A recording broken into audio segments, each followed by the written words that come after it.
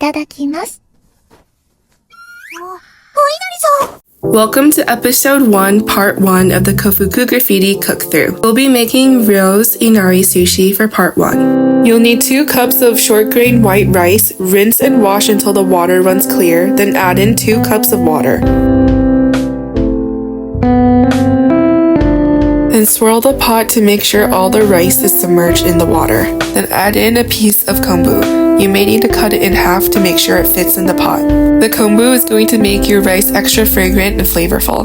While your rice is cooking, we're going to be prepping the sushi rice solution. In a small pan, add in 2 tablespoons of sugar followed by 4 tablespoons of rice vinegar. You can also use rice wine vinegar, but make sure you grab the unseasoned one so you can adjust your own seasonings. Then add in 1 teaspoon of salt. Stir to combine thoroughly, then place it onto the stove over medium-high heat. Once it comes to a boil, give it another good mix, then remove from heat and let it cool to room temperature. Now we're going to prep the Inari Age that I bought from the store. Inari Age is the fried tofu skin pouches that you can buy at the store that come frozen, and it does come with a seasoning packet, but we're not using that today. Most store-bought Inari Age come in frozen, so make sure you defrost it fully before using. Then reserve the liquid from the pouch. We'll be using this later to keep the rice from sticking to our hands. Now we're going to prep all of the Inari Age. To make the assembly of the Inari Sushi easier, we're just going to go ahead and open up all the pouches, roll down the tops a little bit first, then set aside. This will make the assembly process a lot faster, so you're not going to be rolling each individual pouch while you make each individual sushi. I like making all of the pouches first, then make all the little rice inserts, and then put them all together. Now I'm just going to prep a baking dish with some oil to make sure the rice doesn't stick. Traditionally, you would use a hangiri or a wooden sushi oke, but I don't have that, and you can definitely just use this method. And make sure to wipe off the excess oil before adding in your rice. When your rice is done, remove the kombu and gently fluff the rice, then transfer over to your prepped baking dish. Spread the rice out evenly, then pour in your sushi rice solution that you made earlier in the video. I also toasted 2 tablespoons of sesame seeds that we'll be adding into the rice. Then gently mix the rice together until all the liquid is absorbed. After you're done mixing, you should see these streaks in your pan. This proves that the rice has absorbed all that liquid because it's leaving behind a residual mark. Then you're going to continue to mix the rice. Remember to do it gently, and this way it'll help cool the rice down to room temperature before you stuff it into the Inari Sushi. Here's a quick close-up of what your rice should look like when you're done. Now you're going to fan out the rice and then portion it into 12 portions. Try to make each portion of rice as equal as you can, that way every piece of Inari Sushi is equal in size.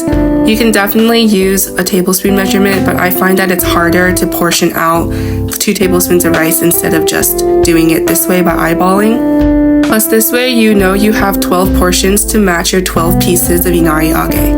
And now for the assembly.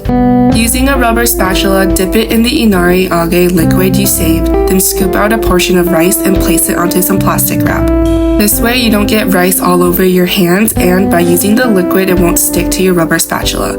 Wrap your rice into a little log, make sure to squeeze the ends together so it's not too long. Then you're going to make these little handles with the plastic wrap and just roll your rice forward.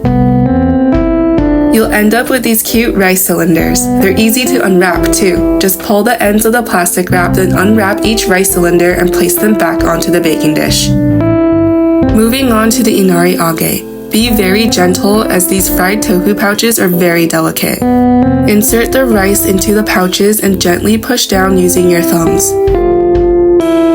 Then lift the folded sides up over the rice and gently shimmy the rice down into the bottom of the tofu pouch. Use your fingers to gently press and mold the rice into the pouch. Close the pouch by folding the excess tofu down on top of each other and flip the sushi over. The weight of the rice and stickiness of the rice will help the sushi stay sealed. Repeat the assembly process until you get all 12 pieces of Inari Sushi. Now I'm going to pack up my Inari Sushi in this really cool bento box I got from EatsCon LA last year.